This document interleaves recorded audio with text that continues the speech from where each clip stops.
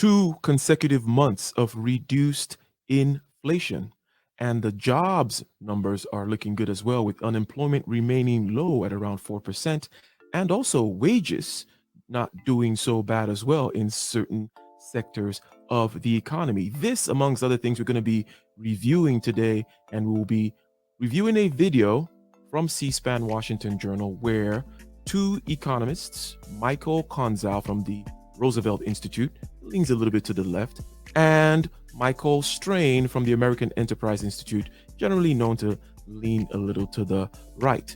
First, make sure that you check out our previous video, okay, after this, on the state of the economy, which laid out the general picture, being that we're increasing the interest rate, okay? Jerome Powell, Fed chairman, increasing the interest rate in order to curb the rising inflation, and also the rise in inflation coming from the fact that there's been a lot of quantitative easing from the past, and also the stimulus checks and what have you that we saw in the past couple of years during the corona and whatnot. Bunch of factors affecting the fact that we have inflation, and now we're trying to curb that. So let's get right into it. Let's get a general sense from these two economists regarding what they think about the current state of the U.S. economy. Make sure that volume is right, and let's go. By Mike Konzow, who is macroeconomic analysis director at the Roosevelt Institute, and joining us as well, Michael Strain, the economic policy studies director at the American Enterprise Institute. Gentlemen, welcome to both of you. Thanks for being on the program. We'll start with both of you. Get your thoughts. We're talking about the state of the economy. So where do you view, we'll start with you, Mike Konzow, where do you view economic conditions in the U.S., particularly with some new numbers out this past week? Yeah, absolutely. So the labor market is still going very strong. Unemployment remains below 4% for most of the year. Still adding jobs at a pretty rapid clip. Wage growth is very strong. The most exciting and important news this week was that we had two consecutive months of inflation much lower than we've experienced over the past year and a half. And in particular, inflation is coming down in the ways people wanted it to. We see goods, things like automobiles, furniture in deflation, that prices are coming down, particularly for used cars. We see housing has probably peaked in terms of its inflationary impact. There's still some things going on, but the worst of it is behind us. And core services, which tends to be, people tend to worry that could kind of continue with inflation, especially with high wage growth, has started to cool down quite a bit. Those were the three conditions that Jay Powell. Core services, okay, includes things such as transportation and what have you. That is, the inflation in that area is not slowing down as much as in these other areas that he mentioned when he talked about goods and automobiles, for example, and also in fuel prices. Okay. However, in core services, of which wages, by the way, wages is an important component of core services, we're not seeing as much of a reduction in the inflation as one would hope. But generally speaking, Michael Konzow is painting a generally rosy picture regarding the state of the economy. Let's continue. Put out for wanting to see a pivot to more slower rate of hike growth, and that's what we saw on Wednesday with the Federal Reserve. And Michael Strain, same question for you. Where things stand economically in the U.S.? I mostly agree with that. I think we have had some good news on inflation. 2 months doesn't quite make a trend, but 2 months is a good start for a trend, and I certainly hope this is a trend toward lower inflation. I think it is. I disagree a little bit with Mike's assertion that we're seeing really good news for core services. I think we might be. I am ready to declare victory on inflation being much less of a problem for goods, for things like washers and dryers and microwaves and automobiles and things of that nature. I agree we've seen some good news about services, dining out, restaurants, personal care services, things of this nature.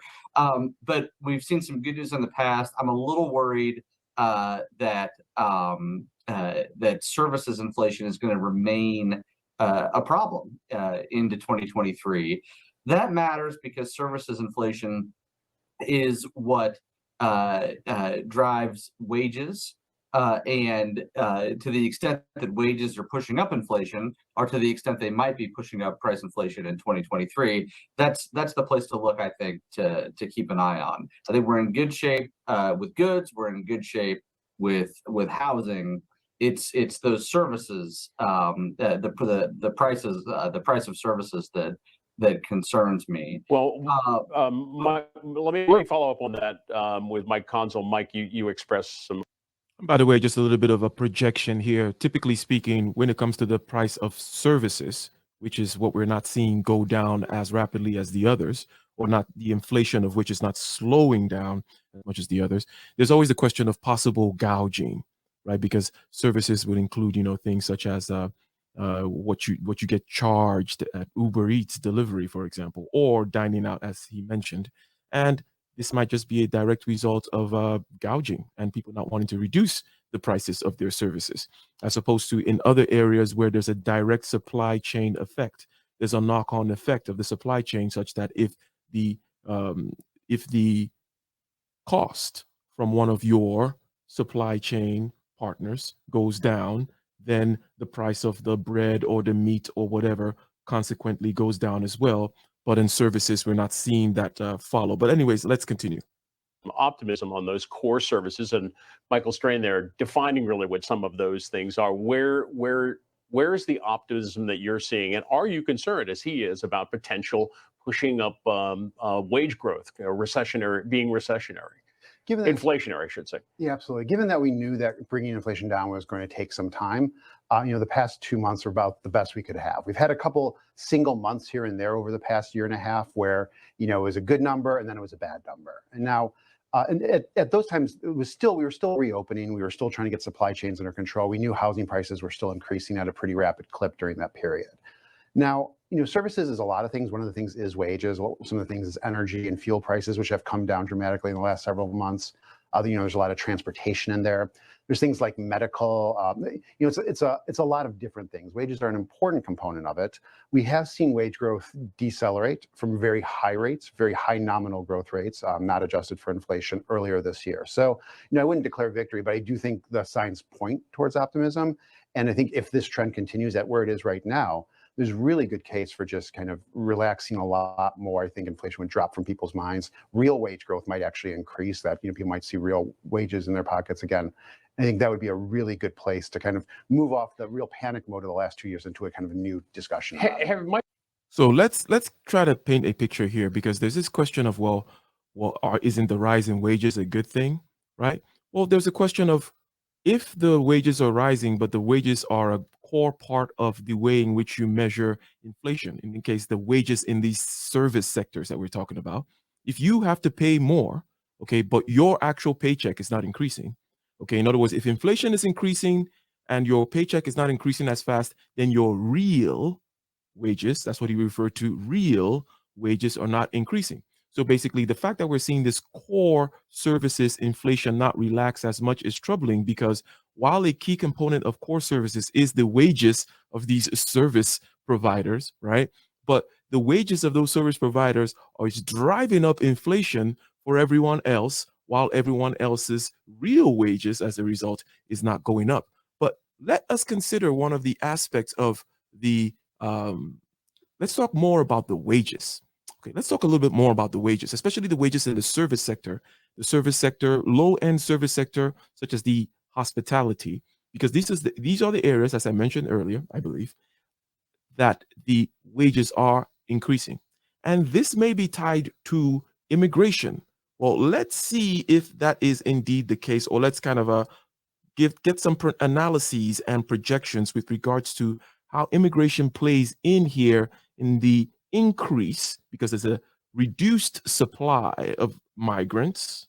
Hence, in these lower end service jobs, we are seeing an increase in the wages, hence leading to this increase in the core services inflation. Let's hear that.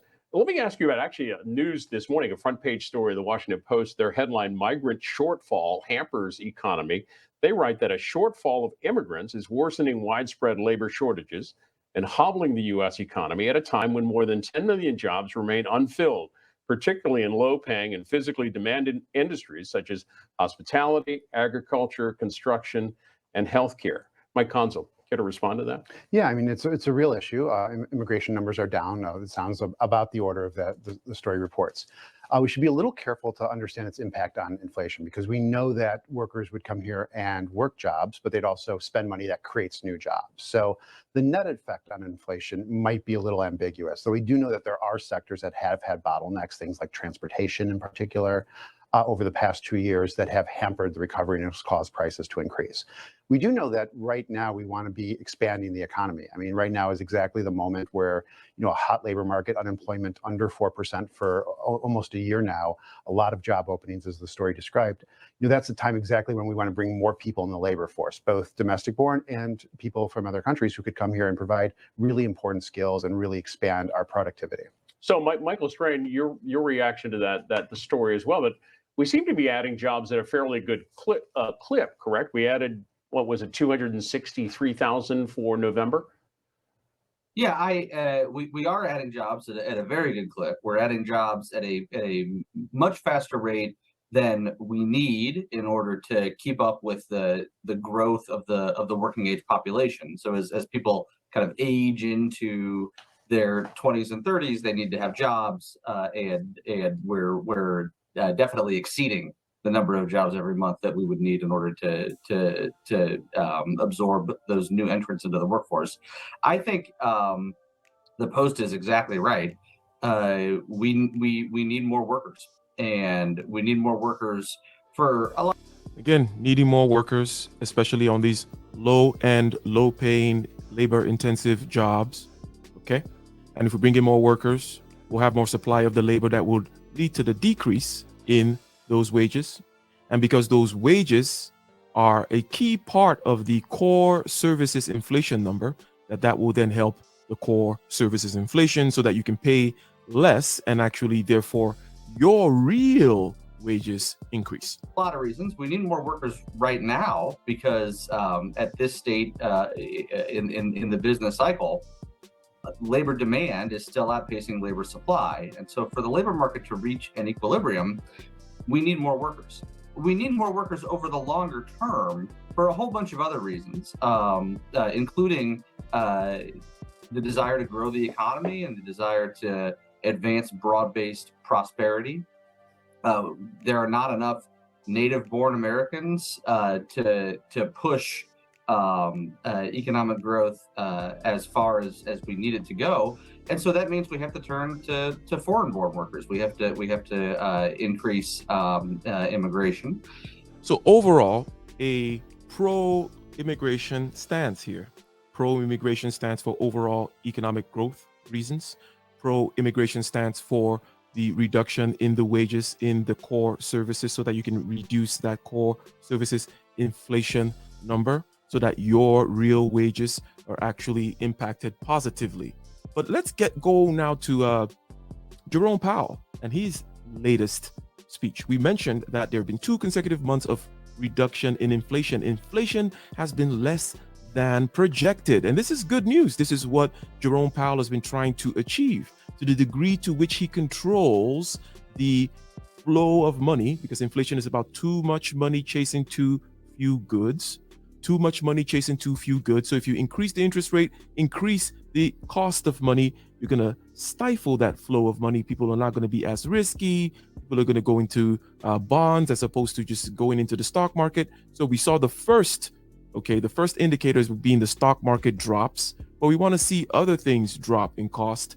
Let us hear what Jerome Powell had to say, and let's get the reaction from the 2 mics, Mike Consul from the Roosevelt Institute and Michael Strain from the American Enterprise Institute. Get both of you to react to the Fed's strategy of raising interest rates. Some brief comments here from Jerome Powell this week after the Fed raised the interest rates 0.5%, I believe, and then I'll get some brief thoughts from each of you. Here's Jay Powell. The inflation data received so far for October and November show a welcome reduction in the monthly pace of price increases.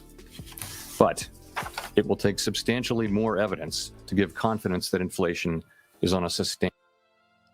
substantially more evidence. Okay. Now, why would that be the case? Some may say, hey, 2 months of reduced inflation. How about you guys start, reducing the interest rate again and start printing that money out again, start making it easier for people to spend money in speculative assets, and so that Bitcoin start rising again. I want my crypto portfolio to start rising again, Powell. We've had 2 months, but 2 months, generally speaking, does not make a trend. And also, you have to understand that these indicators are not perfect.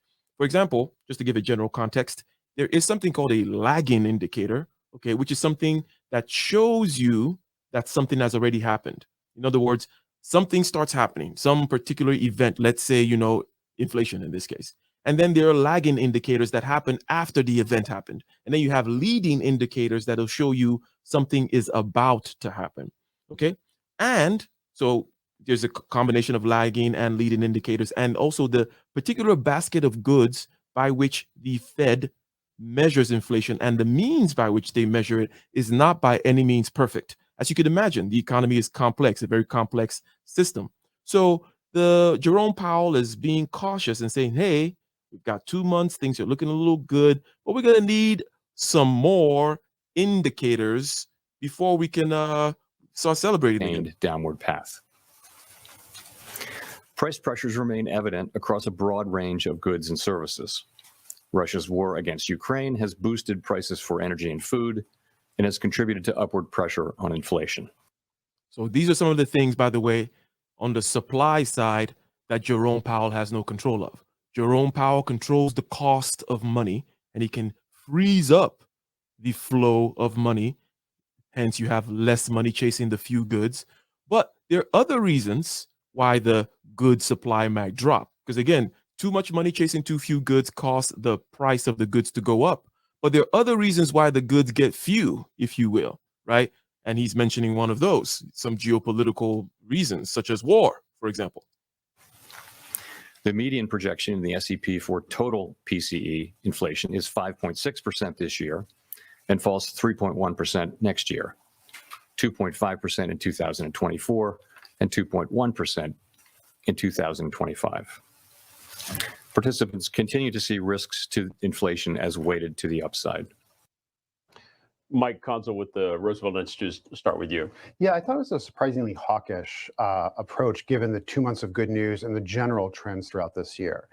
I think the Federal Reserve felt that it had underreacted in 2021 and it wanted to react, if not overreact, this year. I think there's a lot of question marks about what its plans are for next year. And I think Powell wanted to start to communicate that the market should be expected to be a little bit more aggressive. The Fed will be a little bit more aggressive. There's a great piece in Bloomberg this morning about how Wall Street is kind of surprised, given how better the news has been, that the Fed has updated. Wall Street can't wait for the interest rate to come down so that the money can start flowing again, so that the stock prices will go up again, so that people can start speculating their money away on Robinhood and Bitcoin goes up and all that good stuff that we saw when the money was flowing in 2020. Okay. Its projections to have lower growth and higher unemployment next year. It now believes unemployment will go up about a full percentage point to 4.6%. Whether or not that's technically a recession, still 1.5 million people losing their jobs, even as the inflation numbers are coming in, I think, better than we thought it would have 6 months ago. So I'm a little surprised and a little disappointed by how hawkish it was, though I did applaud moving down to 50 basis points. Michael Strain, your thoughts? I think this is an area where Mike and I disagree a bit. We have had 2 months of good news, and that's great. If you made me guess, I would tell you that I think inflation has peaked, that the worst of the problem is behind us. But a big part of the reason why the worst of the problem is behind us is because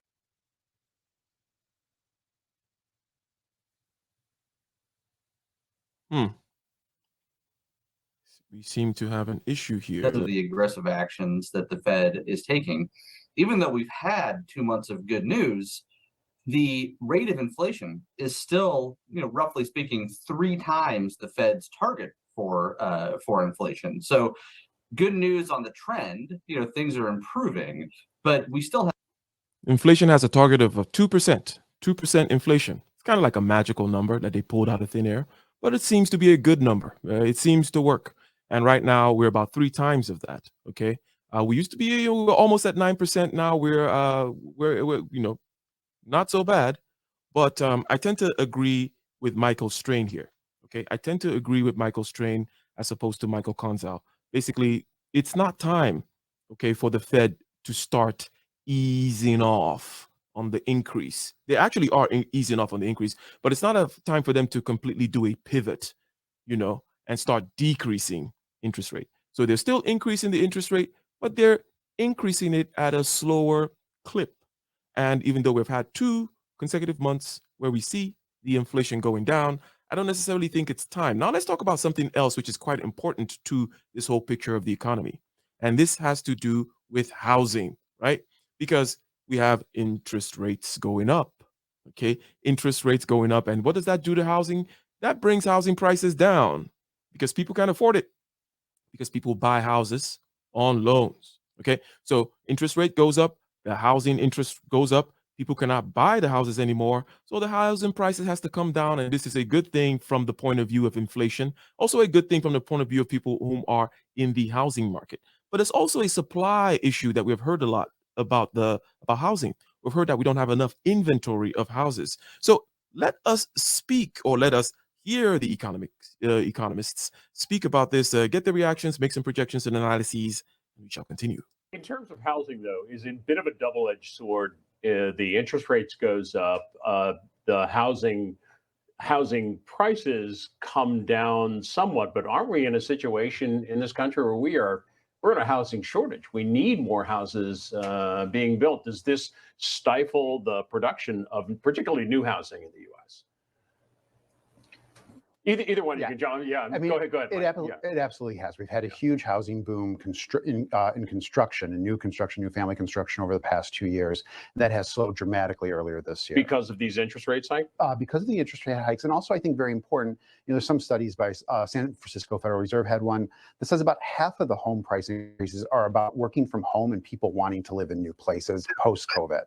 I think that's a really important development. So there's a lot of places where housing is very constrained, particularly in big cities, but where a lot of people move to get more space to be able to work from home, particularly more affluent households.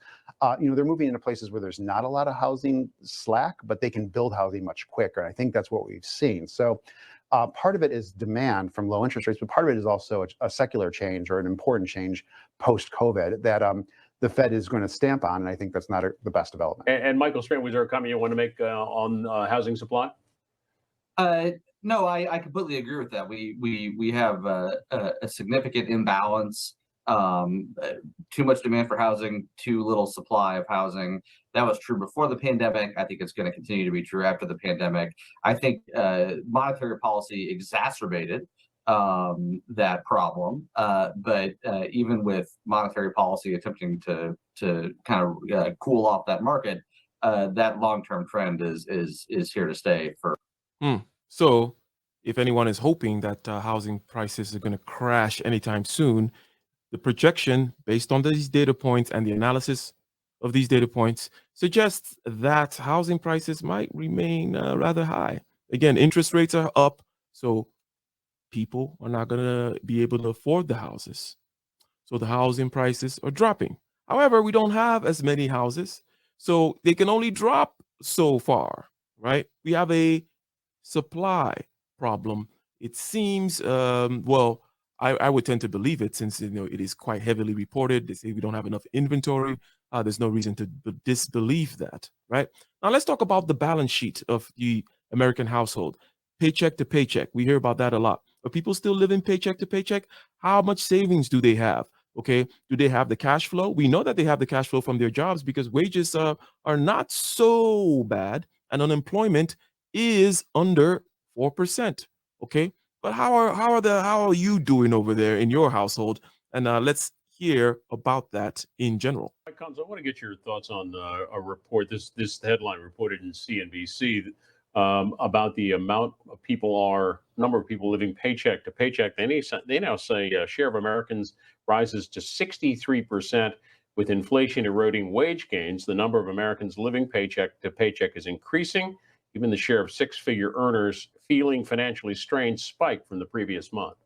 Yeah. So increasing, right? And if you recall, in 2020, we noticed that, as a matter of fact, the savings of Americans actually went way up. Americans had a lot of money saved. And then there was stimulus which added to that. And those whom are, particularly disciplined took advantage of that. We used to hear about the $400 thing, right? Americans cannot, there's a small percentage of Americans that can actually come up with a $400 emergency payment. That has not been the case for a while now, but that seems to be getting eroded away, which makes sense. Since we're now seeing some inflation, and some people are feeling the stifling feeling of their cash flow. Let's see. I'm not familiar with that specific study. There's 2 points to it. One is that inflation is real, and particularly for people in the middle of the income distribution, its effects have lowered their wages, have negative real wages. So that's a real impact, and inflation, serious priority, and Biden administration and policymakers are taking it very seriously. On the other hand, through a variety of things, including the American Rescue Plan, households have much stronger savings and balance sheets than they had in years past. There's other surveys that ask people if they can make a $400 payment on short notice, and those numbers have gone up dramatically. Even in 2019, which was a really good labor market, they were still very low. So, in terms of fiscal security, a lot of households are stronger than they've been in a long time because of that support the Biden administration gave them, and notably the fact that it's in their balance sheets means they're not spending. American Rescue Act, and the balance sheet looking stronger, generally speaking, especially compared with 2019. Which kind of pushes back against the idea that the ARP, the American Rescue Plan that Biden passed, is the primary contributor to inflation. Mike Kunzel is the director of macroeconomic analysis at the Roosevelt Institute.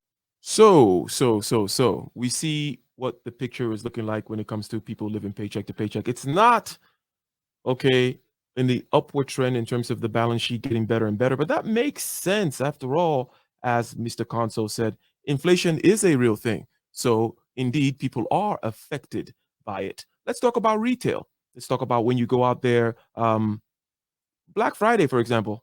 Black Friday wasn't so great. I think Walmart was complaining about it. Okay, and I don't recall hearing a lot of Black Friday craze and people going ham on the spending spree. So how is the retail sector doing in this economy? Let's see. So one way we would sustain a so-called soft recovery, where inflation could come down without unemployment or going up or without a recession, is that if consumers keep spending. And it's noteworthy the divergence of how upset people are about the economy when you ask them in polls and how much they're still spending. Normally you kind of see a disconnect, or normally those are more connected. So the fact that consumers are still spending right now has kept the economy growing at a pretty strong rate this year, even as things like housing investments have fallen off quite dramatically in the last quarter or two. There's a kind of happiness people find in being able to just keep this economy going with spending down, some of the savings they've built up over the last few years. They're spending, but correct me if I'm wrong, their credit card debt is up over the last several months, correct? Mm-hmm. Some of that is a reversion of trend. There's so much savings built up. People are able to spend, pay down debts, refinance into better conditions with low interest rates. So some of that's a little bit of measurement, but household balance sheets are on the whole still very strong. All right, let's hear from David in St. Petersburg. Okay, so people are still spending money. Their credit card bills, or shall we say their credit card balances, are increasing though. However, Mr. Conzel is kind of discounting that a little bit. I wouldn't necessarily discount that because it's never a good thing for the credit card bill to be increasing. Okay, they're still spending and they're spending down the savings that they built up, but the credit card bills are increasing, and he's basically saying that, well, it's just a reversion of the trend. They were able to pay things down a great deal, and we're seeing an uptick in the credit increasing and whatnot. Let us close it out here with a little bit of politics, if you will. Let's talk about the Biden economy versus the Trump economy. Okay, as I mentioned, the two Mikes here. Okay, Michael Konza from the Roosevelt Institute, generally an institute that leans on the left. He's a macroeconomist over there. And we have the American Enterprise Institute, Michael Strain. They're going to be asked about what they think about the Biden economy versus the Trump economy. We'll close out with that. The Biden economy versus the Trump economy. Michael Strain, your thoughts? Well, I think that the major thing that President Biden has done with respect to the issues we've been discussing this morning was the American Rescue Plan in March of 2021. And I think that contributed significantly to the consumer price inflation that we have. That's been very troubling, and that's leading the Fed to slow the. So, American Rescue Plan, as was mentioned earlier, contributed a lot to helping the American balance sheet, the balance sheet of the household, right? The amount of money that they have saved up, the credit that they're not having to use, if you will. Well, he is pointing out quite correctly, as we know, that this has also led to the inflation. So nothing particularly crazy with that analysis, right? The economy down, that will probably end up leading the Fed to accidentally cause a recession in 2023.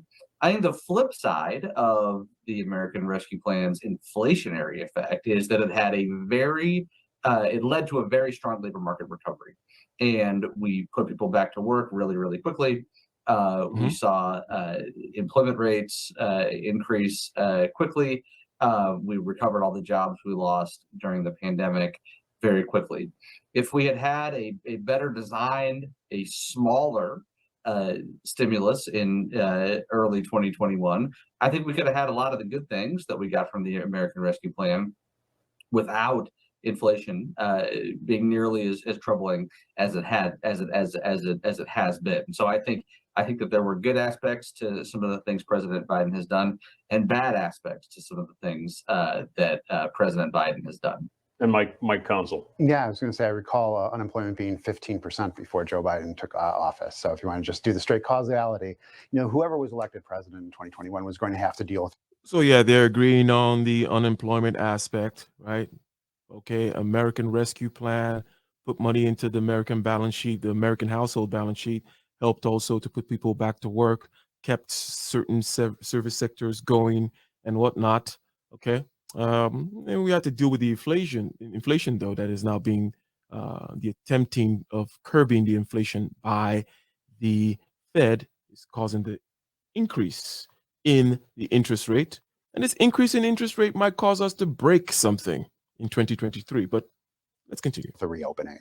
We're going to have to deal with three trends that I think have really contributed to inflation. Both the shift from services to goods, which overwhelmed supply chains. It caused inflation and prices to jump in goods while they didn't really decrease in services. I think that was going to happen no matter what, whether or not President Biden passed an American Rescue Plan, whether or not he was reelected. I think, long COVID and some of the difficulties in disability, I think has contributed at the margins. And of course, Russia's invasion of Ukraine. I think those three things play a huge role in inflation. COVID, okay, affecting the supply side of things. Okay, so the goods being few. Remember, too much money chasing too few goods, too much money chasing too few goods. That's the inflation formula. Okay, so you got COVID, you got Russia invasion, and then you have the aspect that he mentioned that the core services inflation was going to happen regardless. He's kind of mitigating, or reducing the connection between the money in Americans' pockets and this core services inflation. But ladies and gentlemen, what are your thoughts? We've covered a whole bunch of ground today. Okay, we've covered a whole bunch of ground. Again, watch our previous video on the economy, kind of laying out the general picture. And today we went a little more in depth into core services, of which wages is a very important part. Okay, an important component of core services inflation is wages, and it's wages of services such as the restaurants and stuff like that. And when these wages stay high, a certain kind of inflation stays high for you, right? The services inflation stays high for you, and hence your real wages is not increasing. Okay, because if your real wages are here and inflation keeps going up and your real wages are not catching up, you get the picture, right? And then we went into the housing market. We had a reaction to what Jerome Powell is doing, which is remaining cautious and relatively hawkish, even though we have seen 2 consecutive months of the reduction in inflation. Ladies and gentlemen, go ahead and leave your comments below. What are your thoughts? Do you think that we're going to get a recession in 2023? Do you think that we're going to continue to see a reduction in the inflation and we'll still have good employment numbers and good wage numbers? What are your thoughts as to the immigration question, ladies and gentlemen? But until next time, like, share, subscribe, hit the bell button, hit all. My name is Iko Giamin. Until next time, peace.